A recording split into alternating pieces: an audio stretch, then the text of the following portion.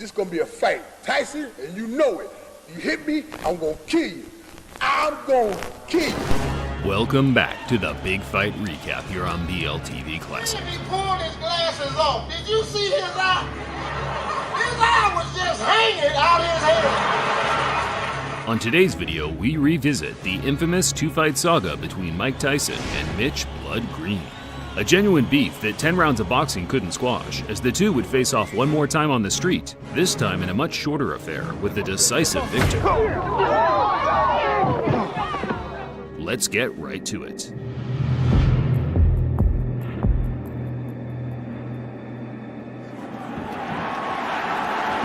Closing with a flurry. The bell is going to sound. After Tyson's 10-round decision to James Quick Tillis in 1986, the invincibility aura from Kid Dynamite took a slight knock as the two heavyweights battled out a much closer fight than the boxing fans and bookmakers expected. How disappointed are you that the knockout string is over? Not at all. If anything, I feel relieved, and I'm confident if I wanted to, I could have knocked them out. It was Tyson's first time going the distance, as he had finished his previous 19 opponents all inside the opening 2 or 3 rounds. That gave some of the other heavyweight contenders an incentive to catch this teenage dynamo early, halt the hype train, and earn the highest possible payday outside of a championship fight. Tyson said, "Gonna give me a fight. I want Mike Tyson." Point blank. Michelle Tyson. He's a mo. I'm gonna knock him out. Mitch Blood Green was one of the first fighters to utilize the new age of digital camcorders to get his message out there to boxing fans. Now I'm gonna show you something. Feast your eyes on a real heavyweight. There was no social media in those days, but local news stations and televised sports networks such as HBO would air the clips during a broadcast to gauge the fans' reaction. The power. I ain't no joke. My name is Blood Green, and you heard my fight. Watch my smoke. It's probably due to audio compression over time, but I can honestly say I have difficulty understanding what Mitch Green is saying. Two clear things were the muscle flexing and homophobic slurs, and bizarrely enough, as far as my research suggests, this was enough to land him a shot at the hottest prospect in world boxing.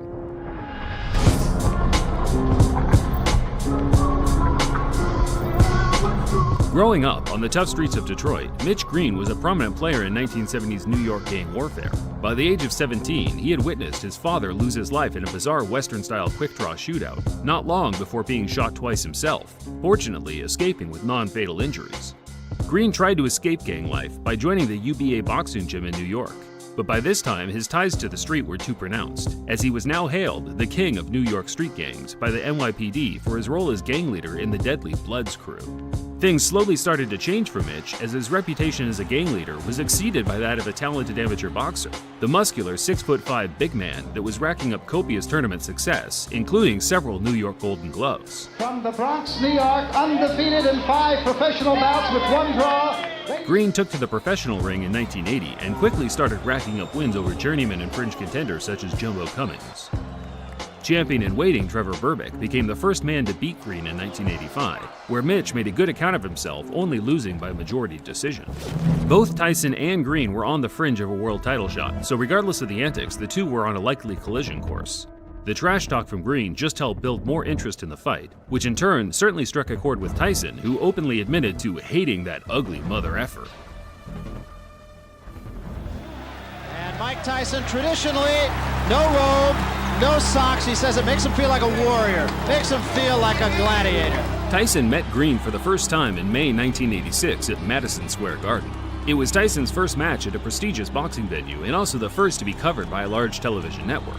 Yet, the occasion didn't change the traditional no robe, no socks attire. He was all business and had a personal vendetta to settle with the now not-so-confident-looking Mitch Blood Green. And was so much a factor in the last fight that we showed you here on HBO that he didn't double up.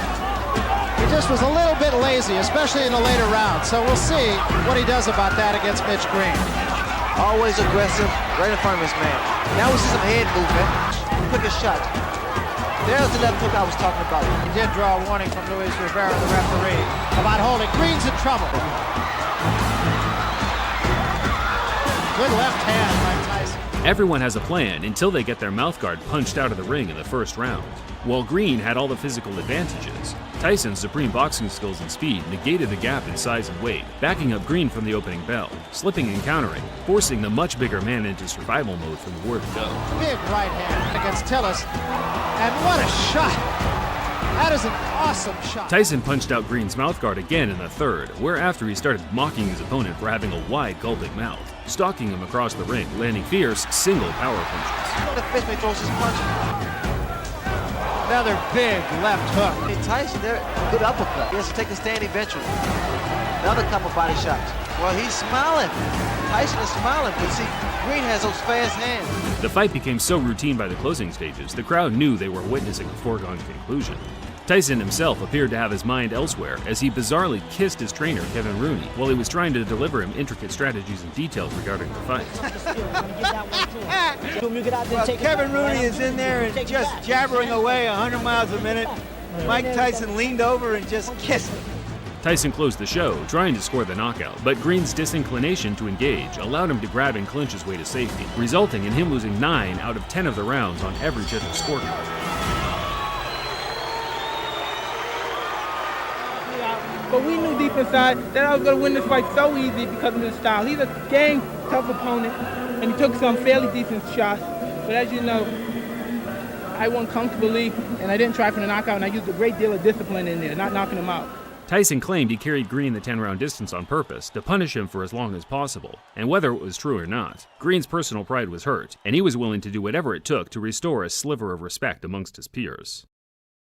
Green retired from boxing after the Tyson loss and returned to the street to earn a living from selling drugs. He always planned to one day get Tyson back in the ring, but as his years of inactivity ensued, Tyson progressed to one of the most dominant heavyweight champions of all time, undefeated and undisputed. The days of fighting lingering contenders such as Mitch Green were over. It wasn't until a couple of years after their fight that the two would meet again, this time in Green's element, the street. In the early hours of August 23, 1988, Mitch Green got wind that Tyson was shopping at a local clothing store close by to where he ran things on the street. Tyson had traveled a fair distance to pick up a luxury leather jacket handmade by one of his friends over at Dapper Dan's. As Tyson was chilling in the store with his entourage, Mitch Green burst through the door on his own, high on angel dust, demanding Tyson either give him a rematch or empty his pockets right there on the spot. Tyson, of course, no stranger to altercations on the street, dragged Mitch Green outside and pummeled him to the ground multiple times. Spectators said that the fight was short, violent, and very one-sided. In fact, it was no longer than 15 to 20 seconds, but that's more than long enough for the heavyweight champion to inflict severe damage. There is no footage of the fight, regardless of the clickbait you see on YouTube, but there were many accounts of what happened that all aligned, all except Green's account, where he claimed Tyson sucker punched him and ran. Who threw the first punch here? He did. He sucker punched me because he's with his friends, you know, and when he hit me, and I said I couldn't get a chance to get to him like I wanted to because everybody was like pulling me, you know, holding me, like so he could get away from me, so he could get away, and he ran from me. Green was certain the Tyson scuffle, which became mainstream news around the world, would add enough public intrigue to get his rival back in the ring. But Mitch had already burnt his bridges among the promoters in the sport, with his violent threats to Don King in the past already shadow banning him from ever earning any serious money in the ring again.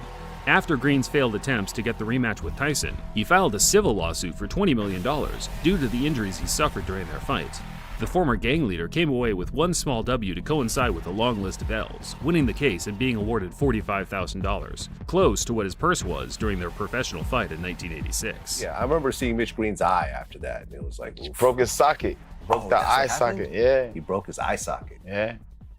Eye socket. You gotta hit really hard to do some like that, right?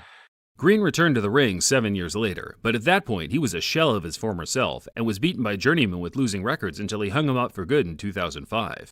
As of 2022, Green is still a large-as-life character, but now employs his energy into his love of Christianity. He still has a gripe with Tyson, but I think it's fair to say the two have now moved on, and whenever the topic is brought up today, they both make light of their infamous 30-year feud. That didn't work. The boy scared to death. That's we had the street fight. The boy scared to death. Oh, wait a minute. Didn't y'all have a street fight, Mitch? For the ring, for the street. Thinking the man would do something about it. He wouldn't do nothing. Oh, man, he freaked me out. Did you know that actually Tyson and Sal are good friends and he comes to the show? He knew, look there. Yeah, it's like Tyson. You see that? He goes,